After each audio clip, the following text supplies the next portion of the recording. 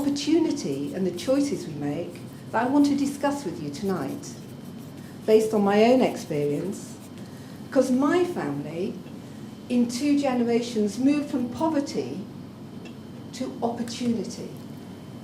And that path for us was the choices we were able to make. And over the past dozen years, working with Plan, I've met many of the girls that we work with. Plan works with 30 million girls, 50-odd million girls and boys across the world. And I've been struck, for many of them, with the lack of choices that they have. So the story of my grandma is she was born into a poor family in Preston. She went to school till she was 12, and then she got married much, much too young. She got pregnant much too young, and she died in childbirth in what was then a poor law hospital. My mum, though, went to school till she was 15, and she didn't get married till she was in her 20s, and she gave birth to clearly healthy children. And I, like Claire there, was the first person of the whole of my big extended family to go to university. And so what mattered for the women in my family was during that period of adolescence, between puberty and when you were reaching 20, that we were able to make choices, that we were able to make independent choices, and that we were visible to the education authorities, to the health authorities. So what I've seen, real practical examples of if you work with children and you work with their parents and communities, you really can change the world. So my background then is, human rights, development, seeing the power of children, and from that, I'm convinced that working with the rights of girls is really important. But actually, that isn't the argument that has caused such an increase in interest in girls, including adolescent girls, in the last few years.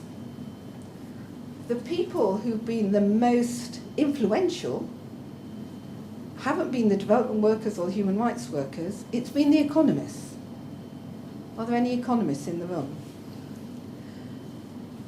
Good, because I don't speak their language at all. But what I have seen is that, it reminded me of when I worked for Pearson's, when I was told by my first managing director, don't give me the fluff, give me the figures.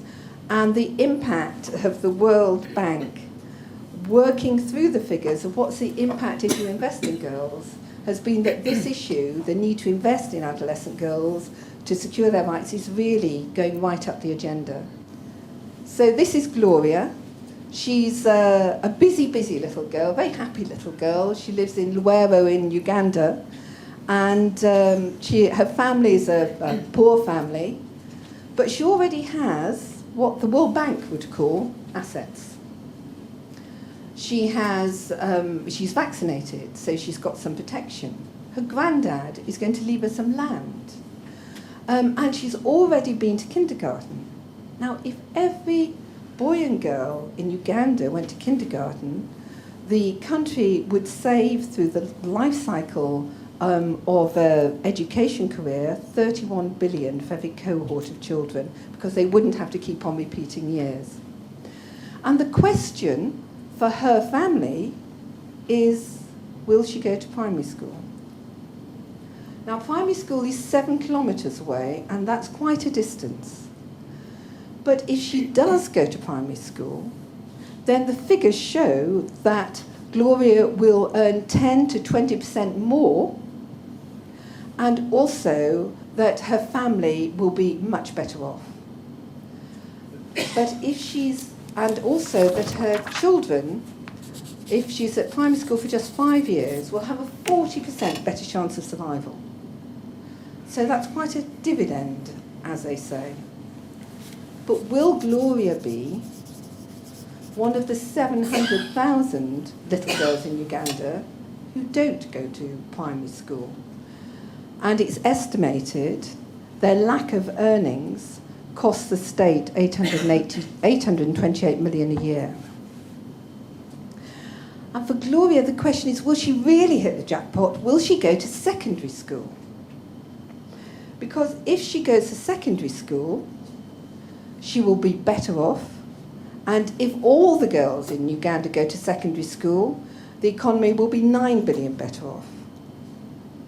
And if she doesn't go to secondary school, girls like Gloria are 4 times more likely to contract HIV, because girls who don't go to secondary school have lower status and lower chance of resisting and saying no to powerful people. Who was it? Who was it in your life who gave you your chance, who enabled you to make your choice? Was it like me? You had a really supportive mum and dad? Did you have that teacher who inspired you and really spurred you on? Was it your first boss? And think, as you're watching this, what can you do to give a girl the chance that you've had? Thank you.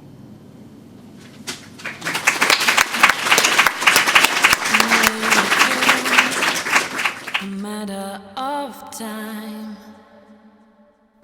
Tiens, femme cadne au cousin, femme cadne.